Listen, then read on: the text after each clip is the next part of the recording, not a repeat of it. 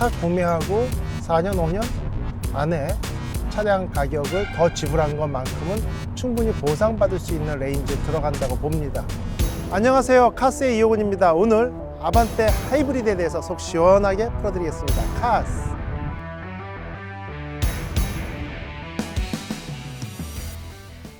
제 목소리가 좀 커지죠?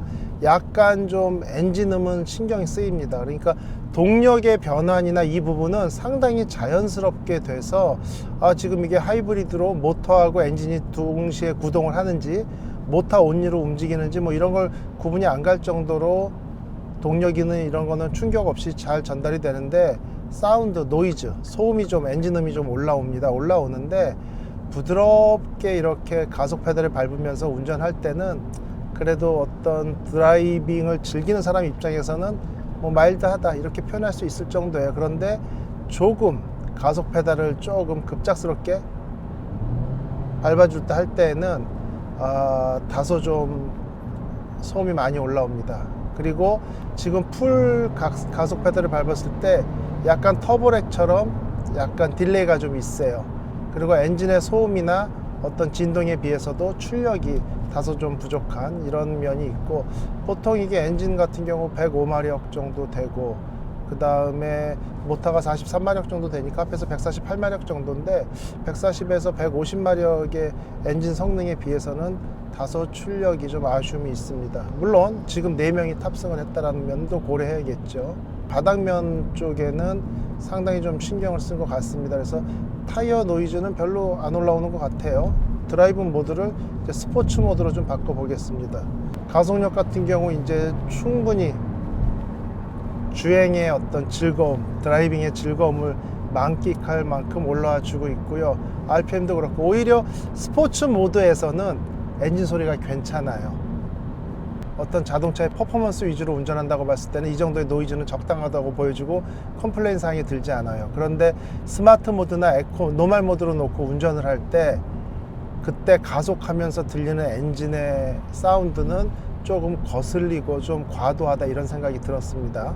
다른 리뷰하는 사람들이 이제 써놓은 걸 보면 기름값이 1,400원 정도 할 때, 휘발유가 가솔린이 1,400원 정도 할 때 이 하이브리드를 가지고 한 15,000km 정도 연간 주행거리를 가지고 차량 가격이 300 몇십만 원에서 400만 원 이상 비싸거든요.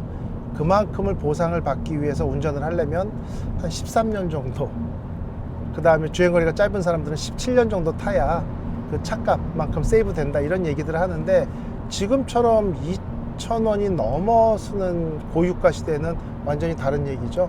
차 구매하고 4년, 5년 안에 차량 가격을 더 지불한 것만큼은 충분히 보상받을 수 있는 레인지에 들어간다고 봅니다. 핸들의 그립감이나 핸들의 느낌은 아주 좋아요.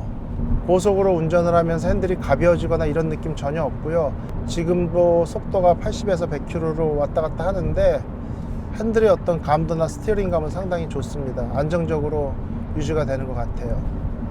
그 요철을 좀 지날 때, 고속으로 요철까지는 아니더라도 도로가 좀 불규칙적인 곳을 지날 때 약간의 진동 충격은 좀 있네요. 결국은 이게 일반 내연기관 대비 배터리 팩이 들어가고 무게가 다소 늘어나면서 서스펜션이 좀 하드해져야 되고 일단 승차감이 좀 떨어지고 이런 부분은 다소 있는 것 같습니다. 단지 평평한 도로에서 지속적으로 주행할 때는 못 느꼈는데 이런 어떤 교각에서 어떤 변화가 있거나 포트홀 같은 데 지날 때는 다소 충격의 전달이 좀 있는 것 같습니다. 스티어링은 상당히 마음에 들어요. 좀 고속으로 밟아봐도 그렇고 저속에서도 그렇고 핸들은 아주 즉답성은 좋습니다. 응답성은 좋은 것 같아요. 아주 좋습니다. 운전하기 좋은 차예요. 분명해요.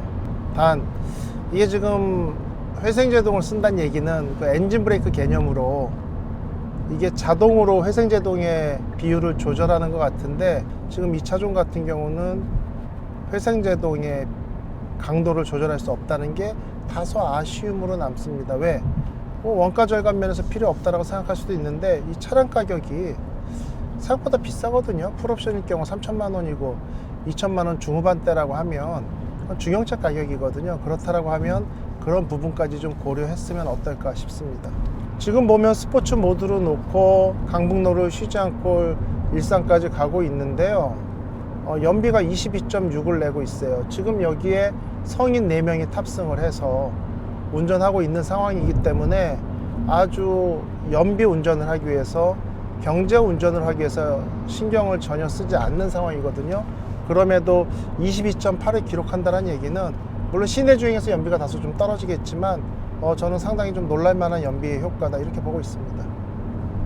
제가 지금 가속 페달을 풀 악셀레이팅을 한 것도 아니고요. 그냥 한 30% 정도 살짝 밟아줬는데 그럼에도 불구하고 스포츠 모드에서 시속 90 이상에서도 충분한 가속력을 보이고 있다는 건 파워 면에서는 글쎄요, 운전자들이 불만을 가질 수 없을 것 같다 이런 생각이 듭니다. 유일하게 신경 쓰이는 건 노이즈, 소음. 물론 지금 음악도 틀지 않은 상황이긴 한데 뭐 음악을 틀고 그런 부분까지 고려한다면 어느 정도 좀 충분히 묻히지 않을까 이렇게 보여집니다. 시내로 들어섰음에도 불구하고 현재 주행 연비는 22.8km, 거의 지속적으로 스포츠 모드를 두고 운전한다는 걸 감안할 때는 상당히 놀랄만 합니다.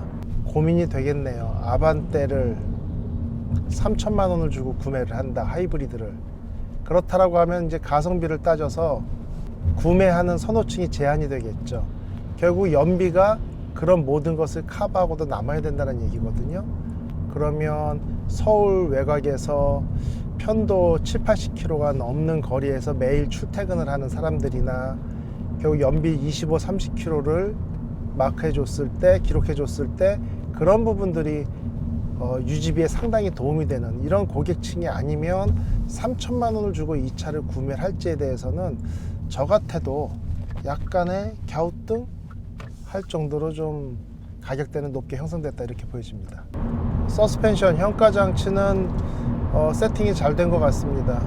고속 주행 시에도 너무 하드하지도 않고 이게 하이브리드라 배터리가 있음에도 불구하고 적절한 어떤 승차감을 제공을 해요. 그리고 차선 변경 시나 이럴 때 좌우로 울컥거림도 없기 때문에 저는 서스펜션 세팅은 상당히 좀 밸런스를 잘 맞췄다고 보여집니다. 단 여기서 많은 소비자들이나 운전자들이 불만으로 갖고 있는 수리비가 과도하다. 왜냐하면 배터리 팩이 2개가 들어가기 때문에 각종 부품의 가격이나 수리비가 좀 과도하게 사고가 났거나 고장이 났을 때 나는 건 뭐 당연하다고 볼 수 있고 어떻게 보면 감내해야 되는 부분이라고 볼 수 있습니다.